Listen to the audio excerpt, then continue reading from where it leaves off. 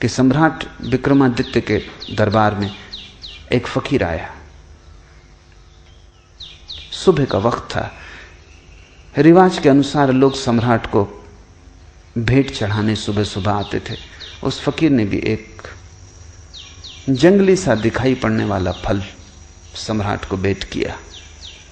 सम्राट थोड़ा मुस्कुराया भी। इस फल को भेंट करने के लिए इतने दूर आने की जरूरत भी क्या थी, लेकिन फकीर है, फकीर के पास कुछ और हो भी नहीं सकता, तो उसने स्वीकार कर लिया। पास में बैठे वजीर को वो देता जाता था जो भी भेंट आती थी, उसने उसे दे दिया। ये क्रम 10 वर्षों तक चला। वो फकीर रोज सुबह आता और रोज वही उसी तरह का फिर एक जंगली फल ले आता। 10 वर्ष, और रोज सम्राट वजीर को फल दे देता। न तो उसने कभी पूछा, क्योंकि सैकड़ों सुबह भेंट लेने वाले देने वाले लोग थे, फुर्सत भी ना थी, समय भी ना था, और इस फकीर से पूछने जैसा भी कुछ नहीं लगा।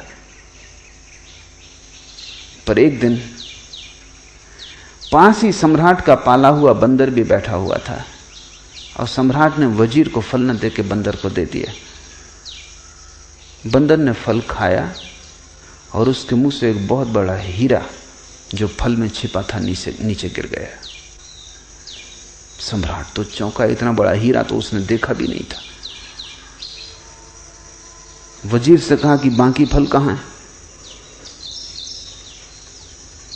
वजीर ने ये सोचा था कि जंगली फल है, पर फिर भी उसने सोचा कि सम्राटों के पास संभल के रहना पड़ता है, तो एक तलघरे में वो फेंकता जाता था, क्योंकि फलों का करोगे क्या, जंगली थे, खाने योग्य भी नहीं लगते थे, स्वाद भी ठीक नहीं था।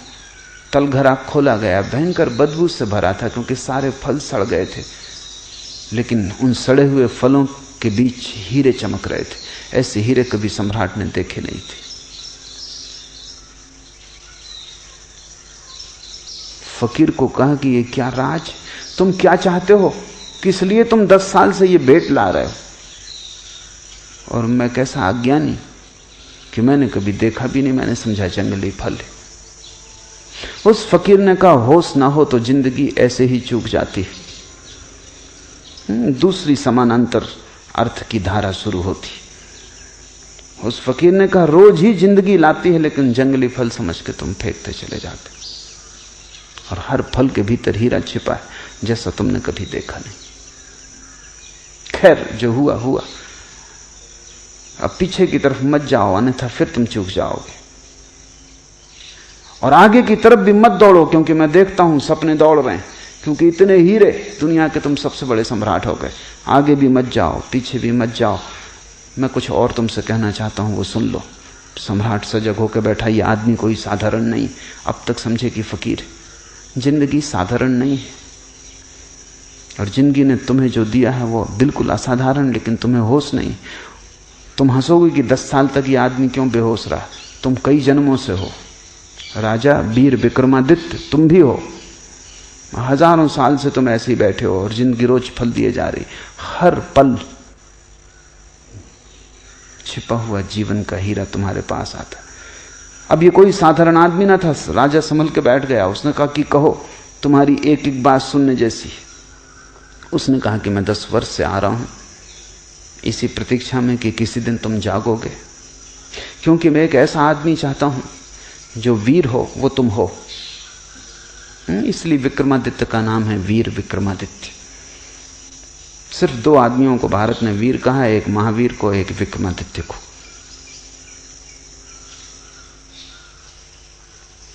निश्चित तुम वीर हो, इसमें कोई शक शुबा नहीं, लेकिन काफी नहीं है वीर होना। इसलिए मैं चाहता था जब तुम जाग जाओ वर्तमान के प्रति, तब मेरे काम के हो सकते हो। अब दोनों बातें घट गई, अब तुम महावीर हो। होश और साहस। मैं एक बड़े महान तंत्र के कार्य में लगा हूं, उसमें मुझे एक ऐसे आदमी की जरूरत हो जो बहुत वीर हो, जिससे कोई चीज भयभीत ना कर सके, और जो होशपूर्ण हो। अगर तुम तैयार हो तो आज अमावस की रात है, तुम सांझ मरघट पे पहुंच जाओ, मैं तुम्हें वहीं मिलूंगा। वो फकीर तो चला गया। सम्राट ने कई बार सोचा भी कि इस झंझट में पड़ना कि नहीं, लेकिन फिर ये तो कायरता होगी, और ये आदमी ऐसा है कि इसके साथ थोड़े दूर जाने जैसा है। पता नहीं, जैसे हम जंगली फल को फेंकते रहे, पता नहीं मरघट में कौन से स्वर्ग का या मोक्ष का द्वार खुल जाए। तो समझा बुझा के डर भी लगता था। बहादुर से बहादुर आदमी भी डरता है। तुम ये मत सोचना कि सिर्फ कायर डरते हैं, डरते तो बहादुर भी हैं। फर्क क्या है बहादुर और कायर में? बहादुर डरता है तो भी करता है, कायर डरता है भाग खड़ा होता है। डरते दोनों ही हैं, डरने के संबंध में कोई फर्क नहीं, क्योंकि जो डरे ही नहीं वो तो बहादुर भी क्या उसको कहना। वो तो लोहे लकड़ी का पत्थर का बना हुआ आदमी है, वो बहादुर भी नहीं है जो डरे ही ना। डर तो स्वाभाविक है, लेकिन बहादुर डर को किनारे पर रख देता और घुस जाता है, और भयभीत डर को सिर पर रख लेता, भाग खड़ा होता है। खैर आधी रात विक्रमादित्य पहुंच गया मरघट पर। बड़ा डर लगता था, बड़ी भयंकर रात थी, और साधारण रात नहीं मालूम होती थी। कभी मरघट आया भी नहीं था, महलों में ही सदा रात। अब मरघट सिर्फ शब्द ही था। तुम भी कभी रात अमावस की आधी रात मरघट जाओ, तब तुम्हें शब्द का अर्थ पता चलेगा। शब्दकोश में इसका अर्थ नहीं लिखा है। मरघट एक बड़ी अनूठी घटना है। चारों तरफ रहस्य, भय, खतरा, भूत प्रेत, चीख पुकार, और वो तांत्रिक फकीर अपना मंडल रच के बैठा है, नग्न, खोपड़ियां, एक जिंदा लाश को काट रहा है। उसने सब इंतजाम अपना कर रखा है जो उसे करना है। सम्राट से उसने कहा आ गए ठीक। यहां से थोड़ी दूर, वो दूर दिखाई पड़ने वाला जो वृक्ष है, वहां एक लाश लटकी हुई। तुम्हें उस लाश को वृक्ष से उतार के ले आना है, लेकिन ध्यान रखना, सजग रहना और शांत रहना, क्योंकि जरा चूके कि ये कृपाण की धार पे चलना है, जरा चूके कि गए, फिर मैं भी सहायता न कर सकूंगा। धड़कती छाती से विक्रमादित्य उस वृक्ष के पास पहुंचा। वहां बड़ा भय लगने लगा उसे, क्योंकि वहां कोई भी ना था, बिल्कुल अकेला था। और उस बड़ वृक्ष में लाशें लटकी हुई थी, एक नहीं 25। बड़ी बदबू आ रही थी। किसी तरह नाक को अवरुद्ध करके वृक्ष पर चढ़ा, हाथ पैर कप रहे थे, वृक्ष पर चढ़ना मुश्किल था। किसी तरह उस लाश की डोरी काटी, वो लाश जमीन पे धम से नीचे गिरी। न केवल गिरी, खिलखिला के हंसी। विक्रमादित्य के प्राण छूट गए होंगे। सोचा था मुर्दा है तो जिंदा मालूम होता है, और जिंदा भी अजीब हालत में है। घबराया हुआ नीचे आया और उससे पूछा क्यों हंसे, क्या मामला है? बस इतना कहना था कि लाश उड़ी, वापस जाके वृक्ष से लटक गई। और लाश ने कहा कि शांत होना तो ही तुम मुझे उस फकीर तक ले जा सकोगे। तुम बोले, चूक गए। दोबारा लाश को काट के नीचे लाया। बड़ा मुश्किल था चुप रहना, क्योंकि जब आदमी को भय लगता तब वो कुछ बोलना चाहता, बोलने से भी थोड़ी राहत मिलती।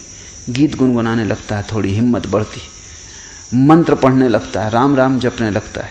कोई सहारा चाहिए। अब बोलना भी नहीं, शांत भी रहना, भयंकर सन्नाटा और चारों तरफ मौत। शायद आदमी इसीलिए अतीत की सोचता है, भविष्य की सोचता है, क्योंकि डरता है। वर्तमान के क्षण में जीवन भी है और मौत भी, दोनों। क्योंकि वर्तमान में ही तुम मरोगे और वर्तमान में ही जीते हो। न तो कोई भविष्य में मर सकता है और न भविष्य में जी सकता है। तुम भविष्य में मर सकते हो, जब मरोगे तब अभी और यहीं वर्तमान के क्षण में मरोगे। आज मरोगे, कल तो कोई भी नहीं मरता। कल तो मरोगे कैसे, कल तो आता ही नहीं। जब मर नहीं सकते कल में, तो जियोगे कैसे? कल का कोई आगमन ही नहीं होता, कल है ही नहीं। जो है वो अभी और यहां। बोले कि चूक जाते हो, सोचे कि चूक जाते हो। बड़ा कस के उसने अपने को रोका। आदमी बहादुर था, मुर्दा नीचे फिर से काट के गिर पड़ा। भयंकर खिलखिलाहट की आवाज आई, छाती कँप गई। नीचे उतरा, मुर्दे को कंधे पर रखा, चलने लगा। मुर्दे ने कहा, सुनो, राह लंबी, रात अंधेरी, और तुम्हारा बोझ हल्का करने के लिए एक कहानी कहता हूं। ऐसी पहली कहानी। उसने कहा कि 3 युवक थे ब्राह्मण।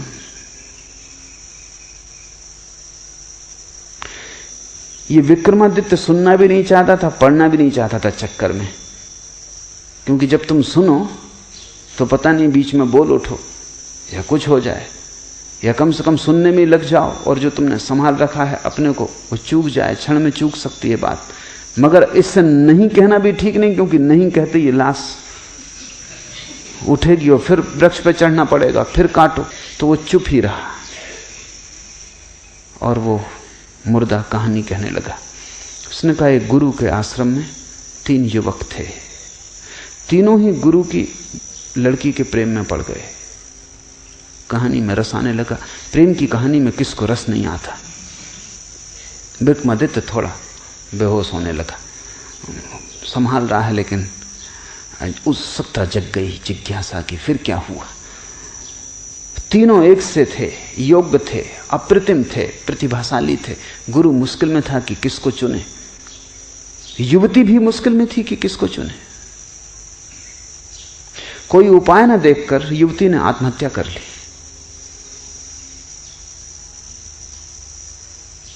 कोई रास्ता ही ना मिला और ये 3 के बीच वो बड़े द्वंद्व में घिर गई। और तीनों चुनने योग्य थे और मुश्किल था किसको छोड़े, और जानती थी जिसको छोड़ेगी वही जीवन भर पछतावे का कारण रहेगा। 2 को छोड़ना ही पड़ेगा, 3 से तो विवाह हो नहीं सकता।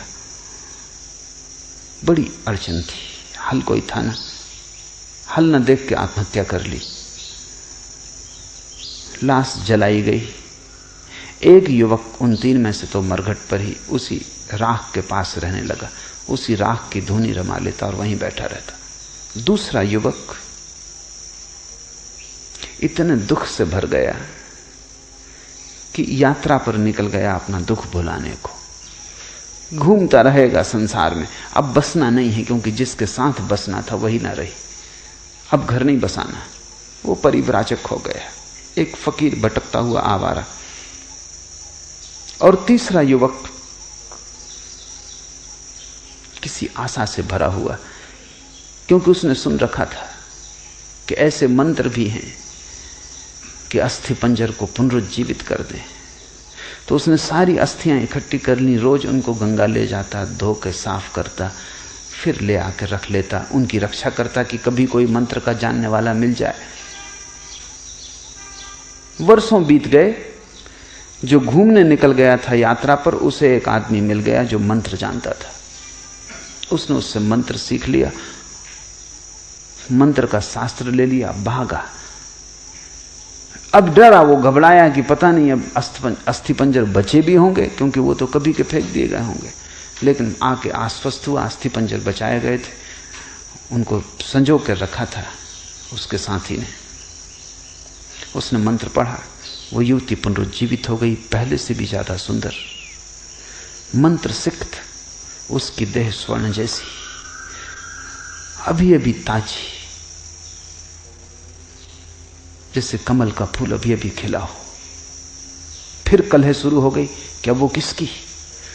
अब तक सम्राट भी भूल चुका था कि वो क्या कर रहा है, और ये सुनने में लग गया था, जैसा तुम सुनने में लग गए।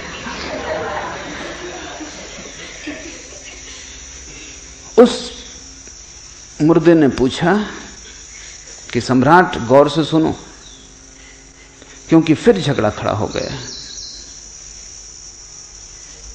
अब सवाल है कि इन 3 में से युवती किसकी? तुम्हारा क्या ख्याल है?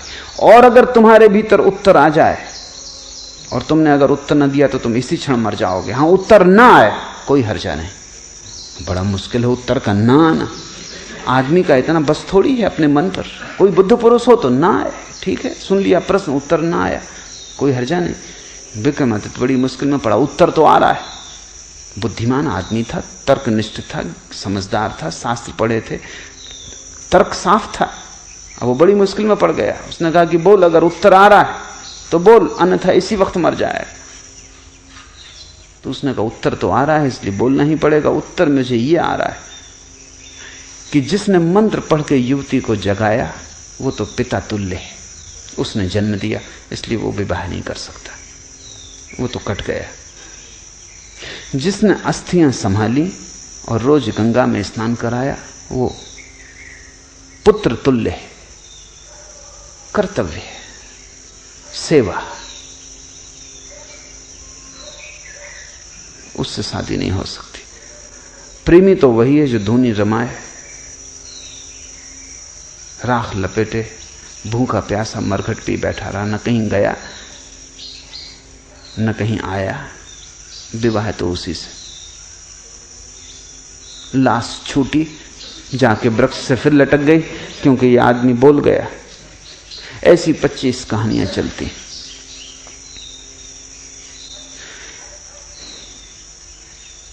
जीवन में तुम चूकते हो जब भी मूर्छा पकड़ लेती, जब भी तुम होश खो देते हो, जब भी जागे हुए नहीं होते, तत्क्षण जीवन का सूत्र हाथ से छूट जाता है। जब भी तुम जरा से अशांत हो जाते हो, विचार की तरंगें चल जाती, तभी जीवन का सूत्र हाथ से छूट जाता है। क्योंकि विचार की तरंग और तुम वर्तमान से च्युत, इधर उठी तरंग उधर तुम हटे वर्तमान से। वो विक्रमादित्य हार गया। वो फिर ऐसी 25 कहानियां चलती हैं पूरी रात, और हर बार चूकता जाता है, हर बार चूकता जाता है। 25वीं कहानी पर संभल पाता है। हर कहानी में ज्यादा हिम्मत बढ़ती है, साहस बढ़ता है, ज्यादा देर तक रोकता है, ज्यादा देर तक विचार की तरंगें नहीं अंकंपित करती। 25वीं कहानी आते आते कहानी चलती रहती है। विक्रमादित्य सुनता रहता है, भीतर कुछ भी नहीं होता।